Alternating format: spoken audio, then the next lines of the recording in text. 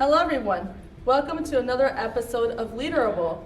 I'm your host, Ivana Sedia, and today we have a very special guest. We have the Indiana Secretary of State, Diego Morales. Thank you so much for being with us today. Well, thank you, Ivana. Thank you for inviting me. And it's so good to be back here in Lake County today. Thank you. Qué bueno, qué bueno. So, please tell the audience about yourself. Well, first of all, my name is Diego Morales. I am the 63rd Indiana Secretary of State and the first Hispanic Latino Secretary of State in the history of Indiana. And I believe I'm the only legal immigrant Hispanic Latino Secretary of State in the nation, in all United States of America. So I am proud to be a Hoosier and an American, and happy to be your Secretary of State. This obviously I got elected last year on November. And Mr. Secretary, tell us, how did you realize that you wanted to actively get involved in politics? So, as I said, I was born actually in Guatemala, and my family and I, we moved to America, specifically to Indiana, when I was a senior in high school. And when I came to America, do you know how much English I knew? Zero. Nothing. Like me. Nada. But we came here with two things in mind. We came here hungry to be successful, and number two, we wanted to come here to give back, give back to America and Indiana. So one of the first things that I did was actually, I joined the United States military, and when I was serving in Fort Benning, Georgia, getting my basic trainings, I had a green card in my wallet actually. I was not even a US citizen. That's when my journey started to run for Secretary of State, because I was asked, Morales, are you registered to vote? And I said, no, I'm not. Why? Well, I'm not a US citizen yet. I'm here legally able to do anything except the right to vote. So when I came back to Indiana, I called the Secretary of State's office, and then I worked for a congressman, I worked for a governor, who became the vice president. I started to train myself, learning from county clerks. I became a poll worker. So I've been preparing myself for this job for many, many years. So in a nutshell, I've been in politics for over 20 years, preparing myself to be the next Secretary of State. Wow, that's incredible. That's a great preparing. And we know that when you get involved in public service, a lot of dedication and sacrifice comes into it. What role has your family played? So my family is actually the foundation for my life. First of all, I'm a man of faith. I thank God for the opportunity to live in this great country, in this great state. But also my family. My family has sacrificed much. My mom, my mother Dolores, she calls me every morning to say, son, I love you and I'm praying for you so you can do a good job every single day. But my biggest supporter is my wife Sedia actually. My wife has been right by my side since day one. And in fact, she has joined me, when I was interviewing for this job officially for 2 years, she was by my side. Many times she was there helping me, while I was obviously doing all the work. And she was doing all the work with me as well. So my number one supporter and cheerleader, if you want to hear, is my wife. So my family has made so many sacrifices. But my wife as well, she's an immigrant. She came from Europe to Indiana. So that's where I get her support, because we are here simply to give back to Indiana and to give back to this great United States. As immigrants that we are, we came here to give back and to show our gratitude to Indiana. You became Indiana's, as you said, Indiana's 63rd Secretary of State and made history in 2022 as the first Latino elected in statewide state office. Can you give some advice to immigrants who are here and they want to fulfill American dream, but there has been some obstacles? I believe that the American dream is still alive and well in Indiana and America. It is the secret. We have to work for it. It's not going to come easy. No. We have to work for it and make some sacrifices. My journey hasn't been easy. As I said, when I came here, I knew zero English. When I went to college, I went to get my college education. I was working 2 to 3 jobs to pay for my college. No one paid for my college. When I went to pursue my MBA at Purdue University, I paid for my MBA. No one paid for me. Then when I decided to pursue more graduate education all over the world, I went to study in Germany, the Netherlands, Hungary. That's where I met my wife, by the way, doing my studies. I went to I was in Mexico, Brazil, and even in China. I went to study there to see, preparing myself for this job. Guess what? I have to pay for all this education. So my message now to my fellow Latinos and to all minorities is that yes, you can be anything you want in America if you're willing to work hard and make some sacrifices. Just yesterday I actually went to speak to a middle school, Linkhurst Middle School on the west side of Indianapolis. They were telling me that between 38 to 40% of students are Latinos, and the other half are African Americans. And they invited me to go and talk about my American dream story. And I said, listen, if I'm able to be the Secretary of State, why not you?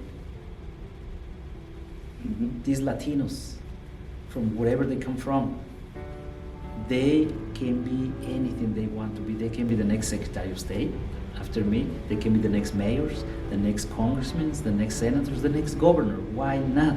So what my message to these middle schools was, work hard, study hard, get an education, listen to your parents. It's going to be a tough road, no question about it. No road is easy. I wanted to throw the towel many times, but I'm glad I did not, because now I'm the Secretary of State, and as you said, the first Hispanic who won in Indiana, in the history of Indiana. So I believe that's progress. I don't use the word diversity and inclusion as other people do. I use it in a way that yes, we can do this through hard work and dedication, because nothing was given it to me.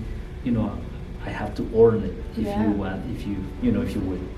And I'm glad you didn't throw that towel away either. I'm so happy that you were the secretary and a wonderful example for our Latino community. And tell me, being originally from Guatemala and knowing firsthand the challenges and obstacles that Latinos face every day, what programs do you have in mind for the Hispanic community in Indiana?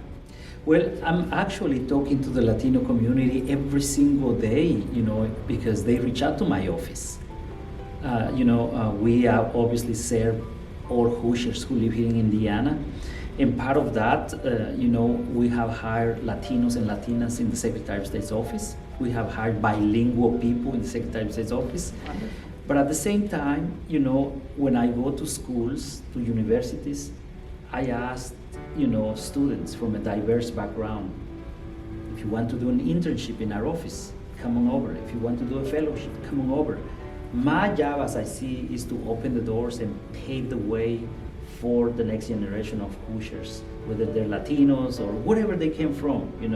I want to make sure I can create that hope and open the doors for them. That's all I'm doing now. Obviously, I'm not going to do their work. They're going to have to take the initiative to do that. Just exactly what I did. But my job is to open the doors, and I encourage as many Latinos from Lake County or the other 91 counties to reach out to our office. We're always looking for interns, for fellows, and many times are paid internships as well. So that's great. Please reach out to us. We will put you to work. And that's the first step, right? Anywhere, in any government or organization or company. And tell me, Mr. Secretary, now that we see more Latinos getting involved in politics, what do you think should be the ultimate goal for Latinos? Well, the ultimate goals, it can be different. Number one, politics is not for everybody, but Latinos can be, can own their own business. They can become small business owners. Latinos can be the next engineers, the next attorneys, the next doctors, the next CEOs. That's my message. Now, if you want to get in politics, as I said, Latinos can be the next mayors, the next secretaries of state, the next governors. why not maybe the next president? Why not? That's what I was thinking. Yeah, why not? So my job right now is to encourage everyone that yes, anybody can reach the American dream, again, if you're willing to work hard and sacrifice. But specifically for Latinos, you know, we don't have a voice yet in the State House before the 2022 elections. When I was elected in 2022 last year, now we have a voice. We have a Latino voice in the State House, and every day I'm welcoming, you know, people from all walks of life, from Indiana, from the 92 counties, and I see many Latinos coming, students, college, business owners, pastors from churches, from the Latino community coming to the State House. So now we have a representation. We have a seat on the table in the State House representing the Latino community, but also all minorities. May I say all immigrants? Of course. We have so many immigrants coming from all over the world to Indiana, and they become naturalized citizens. So my job right now is to encourage them not only to pursue their dreams, but also most importantly to register to vote. And I'm sure you will ask about the duties of the office, so I will wait for that. Yeah, so that's actually my next question, because I know that the duties of the Secretary of State vary from state to state. For example, in Illinois, the Secretary of State is in charge of the driver license, but in Indiana, that's not the case. So what are your duties as the Secretary of State in Indiana? And also, what is the challenge that you are facing? Great question. As you said, yes, to my fellow Hoosiers here in Lake County or the surrounding borders, unfortunately the BMB is not under the Secretary of State's office, so we cannot. So in fact, many calls that my office gets is reaching out to the BMB. So obviously we help every single constituent who calls my office and connect them with the BMB. But the BMB is not under the Secretary of State's office. Here are the 4 responsibilities that I have. The first one is elections, the election division. My job is to encourage every single eligible Hoosier to register to vote. So I want to call on my fellow Hoosiers here in Lake County and here in Northwest Indiana to please get out there and register to vote. Very important. I cannot tell you who to vote for, but do your research. Do not listen to the media or any of them. Do your own research and be part of the process. Number 2, the Business Services Division is under the Secretary of State's office. So your small business, Yes. your LLC, your S Corp is registered under the Secretary of State's office. One of my goals is to attract more investment to Indiana, and I'm focusing on trade. So far, I have welcomed so many countries, close to 25 countries, ambassadors, consul generals, coming to the State House in my office so we can encourage them to come and bring more investment to Indiana. Therefore, we can create more jobs for Hoosiers. Number 3, the Auto Dealer Services Division is under the Secretary of State's office. So if you see in town the new franchise cars or independent cars, they are under the Secretary of State's office. So my job is to work with them. And number 4, we have a Securities Division. Basically, we focus on going after the bad actors, people who are scamming other people or other businesses. By statute, my job is to focus on financial literacy. My job is to teach the next generation of Hoosiers how to make smart investments. At the very least, how to balance a checkbook. We need to start teaching our youth the basics. And number 2, we need to help our seniors how to avoid any types of scams. We need to do that. Many seniors, they get calls and there are bad actors out there that they're trying to take advantage of them. So we need to help them. So those are the 4 responsibilities that I have. But let me be clear, my number 1 priority is constituent services, and constituent services. If any of you will reach out to our office, we will give you an answer. And that was actually my next question.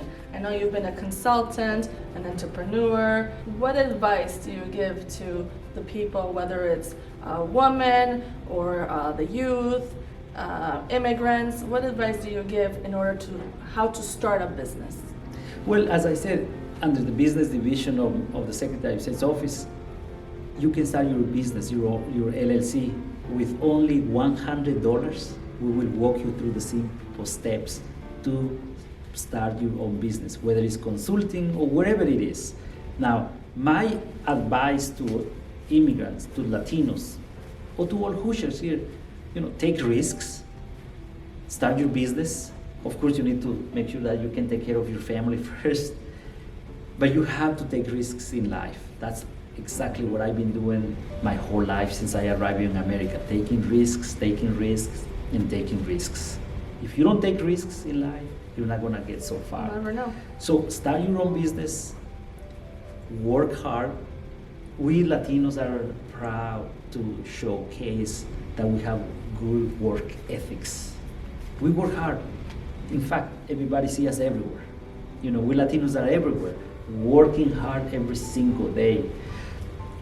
But you know what? Hard work is important, but also I want to encourage not only to start your own business, but also go to school, pursue an education.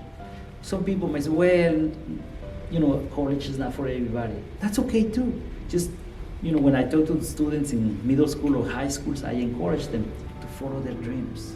Whatever it is, to follow them, to work Find hard their for talents. it. That's exactly right. And then to put it to work. And those are the things that I always encourage them. Like I said, politics is not for everybody too. And let me tell you why. Politics is dirty and nasty. People come after you. They accuse you of everything. They make up lies and garbage about you. That's politics. That's what, before I ran for Secretary of State, I went to some other Latinos who were already born and raised in Indiana. And I said, why don't you run? And they were like, I'm not running because if I run, they're going to accuse me of everything. And then they're going to come after my business. And I said, so if you're not going to do it, then who? Who will? Exactly. Yeah. So that's a big risk that I took. But you know what? I'm glad I did. Because now, hopefully, through my own little story, you can encourage others. Others will say, you know what? If Diego Morales was able to do it, now I can. And I'm hearing this every time. Yesterday before I left, and I'll tell you this, before I left the school, middle school, and freshmen in high schools, they came up to me saying, thank you for coming to talk to us. You look like one of us. Now we have hope. That's it. If I reach out one or two, it doesn't matter what the media talks. Because the media, they will never tell you the truth. And that's what we need in the Hispanic community. It's a lot of encouragement and great examples like you. And so to finish off our interview, the last two questions are, number one, what is your leaderable story? So a story that you have close to your heart that's a great example of leadership. And what makes you leaderable? So I always rely on my faith. My faith is one of the most important things in my life. And I'll tell you, one of my hero that I look up to is my mom, my mother, Dolores. She has suffered a lot for us. My mother, she's a factory worker person, but very proud of it. And I'm very proud of my mom. And she has taught me the meaning of hard work. And to this point, I remember her words. Work hard because there is no substitute against hard work. Those are powerful words. So she's my hero, she's my leader, I look up to her. I go to my mom for advice. Look, my mom is not a political strategist or anything, but she knows what's best for her children. Like all mothers or fathers, they know what's best for their children. I like to think the way I'm running the Secretary of State's office, we're leading by example. We're looking for creative ways to protect our elections, to run safe and secure and smooth elections. Like today, I've been meeting with the Lake County Clerk, the directors of the voter registration office. That's what I do day in, day out, meeting with county prosecutors, county sheriffs. I asked many of them, when was the last time the Secretary of State came to visit you? Probably And many people say, well, never. Yeah.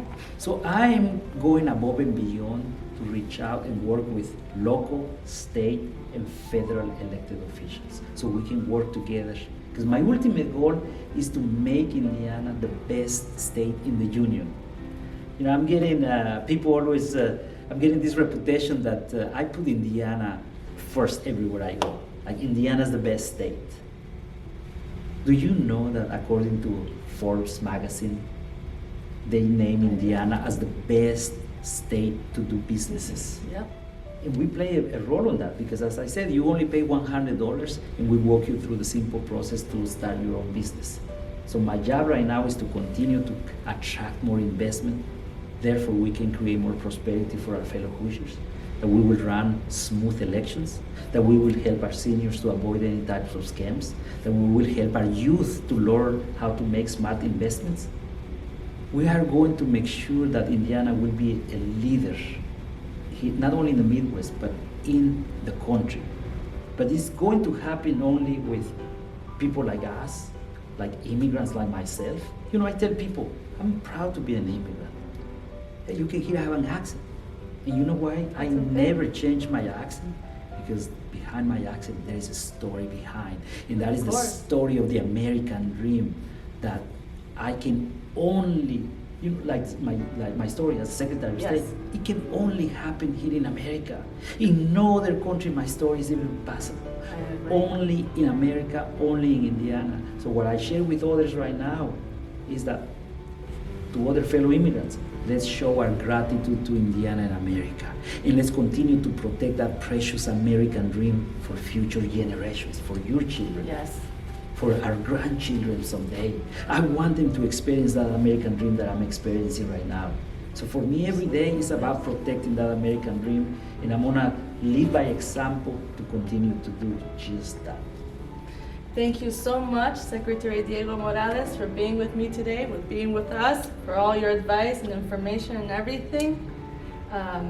Thank you very much. Thank you for the invite, and looking forward to be back in your show. Thank you, Ivana. Thank you. For more information about our podcast, please visit our website at www.leaderable.com. Thank you very much. Have a wonderful day. Ciao.